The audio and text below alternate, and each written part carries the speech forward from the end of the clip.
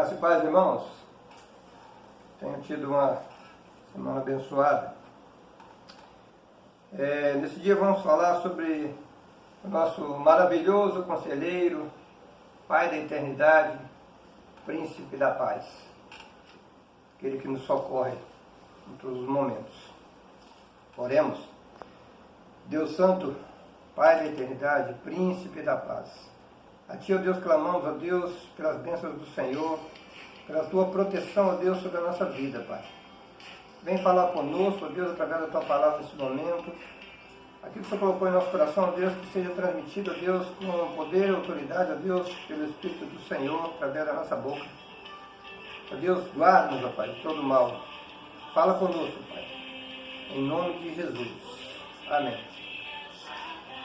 Amados, Isaías capítulo 8, a partir do verso 9, diz assim: Alvoraçai-vos, ó povos, e sereis quebrantados. Dai ouvidos todos que sois de longínquas terras. Cingi-vos e sereis feitos em pedaços. Cingi-vos e sereis feitos em pedaços. Tomai juntamente o conselho, e ele será dissipado. Digam a palavra, e ela não vai subsistir, porque Deus é conosco.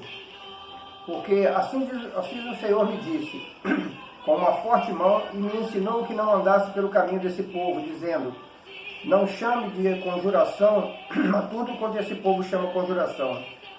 E não temais o seu temor, tampouco vos assombreis. Ao Senhor dos exércitos, a Ele santificai, e seja Ele o vosso temor, e seja Ele o vosso assombro. Então Ele vos será santuário. Mas servirá de pedra de tropeço e rocha de escândalo às duas casas de Israel, de laço e rede aos moradores de Jerusalém. E muitos deles tropeçarão e cairão, serão quebrantados e enlaçados e presos. Liga o testemunho, sela a lei entre os meus discípulos. E esperarei no Senhor que esconda o seu rosto da casa de Jacó, e a ele aguardarei. Eis-me aqui, com os filhos que me deu o Senhor, como sinais e maravilhas em Israel da parte do Senhor dos exércitos, que habita no monte Sião. Quando vos disserem, consultai os que têm espíritos familiares e os adivinhos, que chilreiam e murmuram entre os dentes, não recorrerá um povo ao seu Deus? A favor dos vivos, vai se perguntar os mortos? A lei e ao testemunho. Se não falarem dessa maneira, nunca verão a alva. Passarão pela terra duramente oprimidos e famintos. E será que, tendo fome e enfurecendo-se, então amaldiçoarão ao seu rei e ao seu Deus olhando para o alto? E olhando para a terra, eis que haverá angústia e escuridão, e serão entenebrecidos com ânsia e arrastados para a escuridão. Mas a terra foi angustiada, não será entenebrecida. Ela envelheceu nos primeiros tempos a terra de Zebulon e de Naftali, mas nos últimos a enobreceu junto ao caminho do mar, além do Jordão, Galiléia dos gentios. O povo que andava em trevas viu uma grande luz, e sobre os que habitavam na região da sombra da morte resplandeceu a luz. Tu multiplicaste esse povo, a alegria lhe aumentaste, todos lhe alegrarão perante o Senhor, como se alegram na ceifa e como exultam quando se repartem os despojos, porque tu quebraste o jugo que pesava sobre ele, a vara que lhe feria os ombros e o cetro do seu opressor, como no dia dos midianitas. Porque toda a armadura daqueles que pelejavam com ruído e os vestidos que rolavam no sangue serão queimados, servirão de pasto ao fogo. Porque um menino nos nasceu, um filho se nos deu, e o principado está sobre os seus ombros, e o seu nome será Maravilhoso, Conselheiro, Deus Forte, Príncipe da Paz. Do incremento desse principado e da paz não haverá fim, sobre o trono de Davi e seu reino, para o firmar e fortificar em juízo e em justiça, desde agora e para sempre. O Senhor dos exércitos fará isso. O Senhor enviou uma palavra a Jacó e ela caiu em Israel. Todo esse povo saberá. Efraim e os moradores de Samaria, que em soberba e altivez de coração dizem: os ladrilhos caíram, mas com cantaria tornaremos a edificar. Cortaram as figueiras bravas, mas com cedros substituiremos. Portanto, o Senhor levantará contra eles o adversário de Rezim e instigará os seus inimigos. Pela frente virão os sírios e por detrás os filisteus. Devorarão Israel com a boca escancarada, e nem com tudo isso se apartou a sua ira, mas ainda está estendida a sua mão. Contudo, esse povo não se voltou para quem o feria, nem buscou o Senhor dos exércitos, pelo que o Senhor cortará de Israel a cabeça e a cauda, o ramo e o junco, em um mesmo dia. O ancião e o varão de respeito são a cabeça, e o profeta que ensina a falsidade é a cauda. Porque os guias desse povo são enganadores, e os que por eles são guiados são devorados. Pelo que o Senhor não se regozijará com seus mancebos e não compadecerá dos seus órfãos e das suas viúvas, porque todos eles são hipócritas e malfazejos, e toda a boca profere doidices. Com tudo isso não se apartou a sua ira, mas ainda está estendida a sua mão. Amém? O povo estava perseguido, humilhado, correndo risco de vida, outros morriam, não chegavam a ficar só no perigo, mas passavam por ele. E por que tudo isso acontecia? Por que tudo isso acontece hoje em dia também? Por que tantos problemas, por que tantas guerras?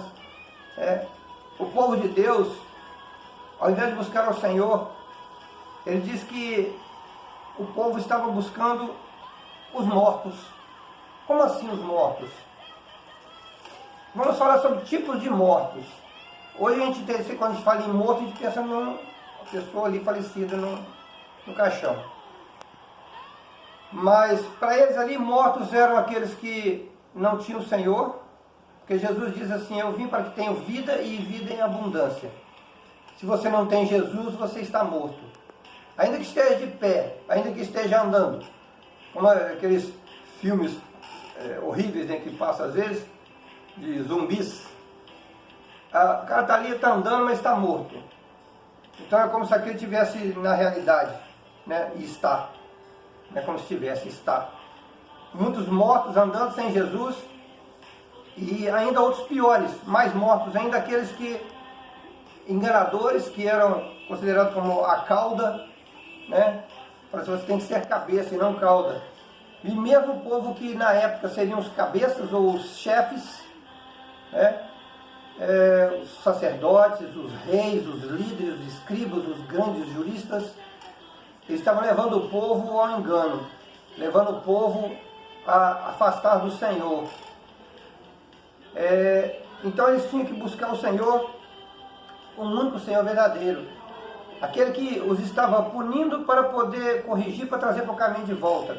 Não aquele Deus que está escondido atrás da parede esperando para te dar uma bordoada, mas aquele Deus que, como Pai carinhoso, está atento ao que você está fazendo para que você não caia no buraco, para que você não sofra um acidente, para que você não entre numa situação ruim, não caia em engano, e Ele está sempre zeloso, por você ali, por nós. E tudo isso acontecendo, Deus manda uma promessa maravilhosa através de Isaías, no capítulo 8, verso 9, no capítulo 9, verso 6, digo: porque um menino nos nasceu, um filho foi nos dado, o principado está sobre os seus ombros. Ele será maravilhoso, conselheiro, Deus forte, Pai da eternidade, príncipe da paz. Não tinha nada melhor para poder Deus falar naquele momento e consolar aquele povo, que prometer a eles um que viria e solucionaria todos os problemas. Todos os problemas espirituais, aquele que daria livramento a eles, que traria o povo de volta, como trouxe Israel de volta, e está lá até hoje, e diz que estará até a volta de Jesus. Israel é um país pequenininho, talvez menor que o Rio de Janeiro, e centenas de países em volta ali que guerreiam contra ele, que são de uma religião diferente, totalmente contrária, e tentam destruir de qualquer forma, e ele está ali firme. Israel, quando o povo voltou do exílio, ele era só pedra, um montão de pedra e areia, tudo destruído, e eles reconstruíram e refizeram. Depois passaram por outras guerras, Roma dominou, destruiu tudo de novo e hoje estão lá firmes e fortes.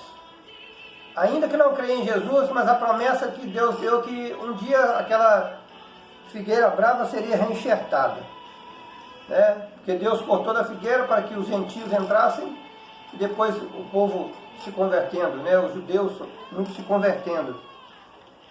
Se não tiverem Jesus, não tem salvação, mas muitos hoje, através da palavra de Deus, que é pregada lá também, fala que o maior seguirá o menor.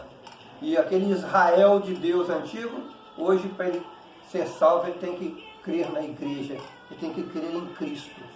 Né? O mais novo, a igreja, dando o exemplo para o mais velho. Eu quero falar aqui sobre consultar os mortos. Não só a questão espiritual, né, que ali eles iam, como Saul foi consultar uma pitonisa, uma mulher que dizia conversar com entes falecidos ou seres, né, espetaculares, e na verdade era uma mulher enganadora.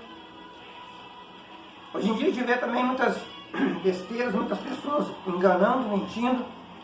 Havia até pouco tempo então Walter Mercado, que dizia adivinhar futuros e ganhava muito dinheiro com isso. Está sumido, não sei nem se está vivo ainda. E aqui também na cidade, às vezes a gente encontrava ciganas e a mulher um dia parou para mim e falou: eu quero ver o seu futuro. Eu já estava na igreja. Falei: ok, você vai ver meu futuro, você vai fazer o seguinte, você vai vir aqui que nunca vai dar na loto. Eu nunca liguei, nunca ligar para isso. Eu falei: estava perto da esquina do Banco do Brasil, você vê que nunca vai dar na loto aqui. Nem sei se era 4 ou 15, não sei o que é que eu não jogo, era algo assim. Aí, era engraçadinho. Eu falei: você não sabe o que vai fazer semana que vem? Como é que você vai ver no futuro? Quer dizer, a pessoa não sabe nem o seu nome. E se aquilo ali fosse de alguma coisa espetacular, ela ia usar aquilo para ficar rica. Porque fica naquela miséria ali, enganando um ou outro, inocente. Às vezes nem tão inocente assim, porque a palavra de Deus está ali para ser lida e a pessoa não busca. Como há uma ilustração, a maioria dos irmãos já conhece, mas cabe bem aqui. O cara no barbeiro tentando evangelizá-lo, e o barbeiro dizendo que era ateu e ele não queria saber de Deus, ele não acreditava nisso, que era besteira. Porque se Deus existisse, não existiria tanta fome, tanta desgraça, tanto problema, tantos assaltos, tanta doença. E aquele homem tentar explicar que não é assim, porque você busca Deus e Deus faz aquilo que Ele quer, no momento que Ele quer, não é da vontade do homem. E aquele barbeiro continuou implacável ali, dizendo que não acreditava. E aquele evangelista sai e do lado de fora ele encontra um andarilho. Cabelão, barbudo, e pega aquele andarilho e entra com ele na barbearia e diz para o homem, para o barbeiro: olha, barbeiros não existem. O barbeiro olha para ele e fala: você está ficando doido? Eu estou aqui, eu sou barbeiro. Ele: não, mas se barbeiros existissem, não existiriam pessoas cabeludas e barbudas como este. Aí o barbeiro vira para ele e fala assim: mas ele está assim porque ele não me busca. E o homem responde para ele: exatamente. Pois o homem está assim também porque não busca a Deus. Deus existe. O homem está assim porque ele não busca a Deus. E aquelas pessoas, ao invés de buscar o Senhor, estavam buscando adivinhos, buscando feiticeiros, buscando os mortos espirituais, que era o próprio feiticeiro, e os mortos que eles achavam que poderiam ouvi-lo, que já tinham partido, seus entes queridos, achando que aquilo poderia resolver. A palavra de Deus é clara: aquele que desce ao pó jamais tornará a subir. A pessoa não vai voltar, o Espírito para vir falar com você. O inimigo, o apóstolo Paulo fala que Satanás se transfigura em anjo de luz. Então o inimigo vai te falar coisas, e coisas sentimentais e coisas carinhosas. Quando você estiver fraco, ele vai aproveitar da situação. Porque quando a gente está fraco, é mais fácil de ser dominado a nossa mente.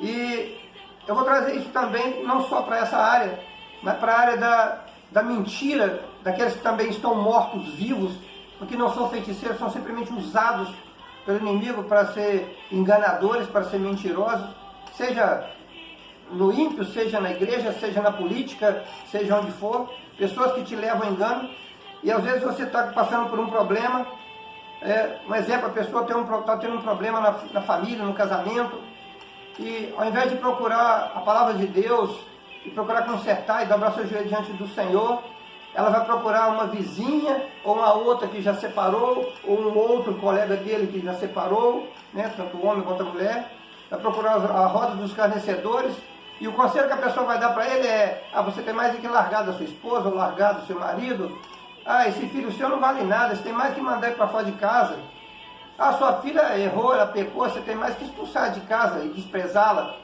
Quer dizer, Satanás usa essas pessoas que são os enganadores, que os mortos, né? Então não vá consultar os mortos.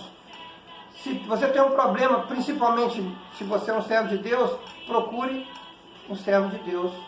Procure aquela irmãzinha, aquele irmãozinho abençoado que vai te dar um conselho abençoado, aquela pessoa de experiência, né? A pessoa que tem um casamento sólido, tem um casamento duradouro e abençoado, esse sim vai saber te aconselhar.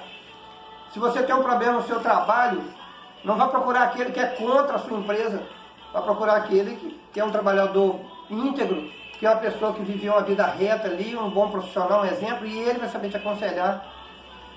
Se você está na igreja, procure o pastor, procure o irmão abençoado que vai te aconselhar.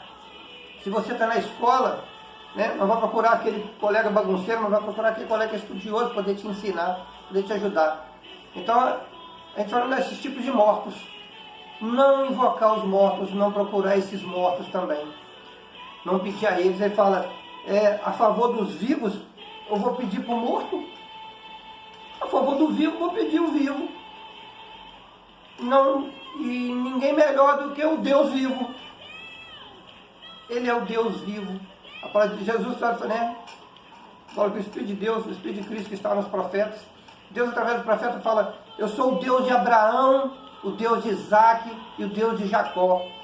E esses já tinham morrido, já tinham partido daqui, mas eles estão vivos na presença do Senhor. Porque fala: eu não sou Deus de mortos, mas de vivos. E se Deus é Deus de vivos, e Jacó, Abraão, Isaac e Jacó já tinham partido daqui, então é porque eles estão vivos. Essa é a esperança que nós temos, que ao deixarmos esse corpo, esse vaso de barro, o Senhor tem, a palavra de Deus diz que tem um edifício para nós, né? Nós deixamos um casebre ter um prédio, um exemplo. Ou seja, aquilo que Deus vai nos revestir novamente, a ressurreição, é milhares de vezes superior àquilo que temos aqui. Isso aqui estamos num vaso de barro, seremos vasos de honra.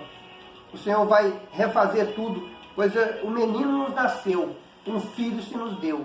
O principado está sobre os seus ombros, e o seu nome será Maravilhoso, Conselheiro, Deus Forte, Pai da Eternidade e Príncipe da Paz. E do incremento desse principado e da paz não haverá fim.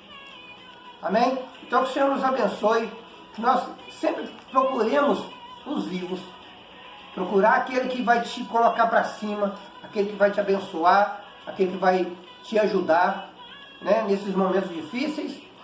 Glória a Deus, agora já temos notícias boas, que a cidade já começar a andar novamente, com todo cuidado, com todo jeitinho, para impedir qualquer problema que aumente. Mas esse maravilhoso conselheiro está conosco, esse Deus forte está conosco, e Ele vai nos abençoar, e nós vamos resplandecer, né? Como o versículo 2 do capítulo 9 diz: o povo que andava em trevas viu uma grande luz, e sobre os que habitavam na região da sombra da morte resplandeceu a luz. Então nós passamos pela região da sombra da morte. Muitos partiram, aqueles que estão com Jesus, né, são dele, não se perdem, e agora a luz resplandece novamente. E que em nome de Jesus, o mais breve possível, possamos estar juntos novamente. Agora já poderemos, a igreja já vai começar, as igrejas, né, já estão começando a ser liberadas em determinadas situações, da live e tal, e em breve, em nome de Jesus, possamos estar juntos, e a nossa cidade ser abençoada, e o nosso país ser abençoado, e que sobre o teu povo, sobre o povo de Deus, sobre nós, resplandeça a luz.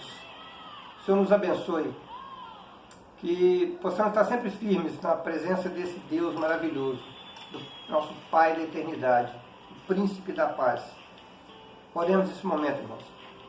Deus Santo, maravilhoso Deus, Pai da eternidade, Príncipe da paz, o menino que nos nasceu e o príncipe que foi dado a nós, para reinar, ó Deus, sobre nós e em nosso meio.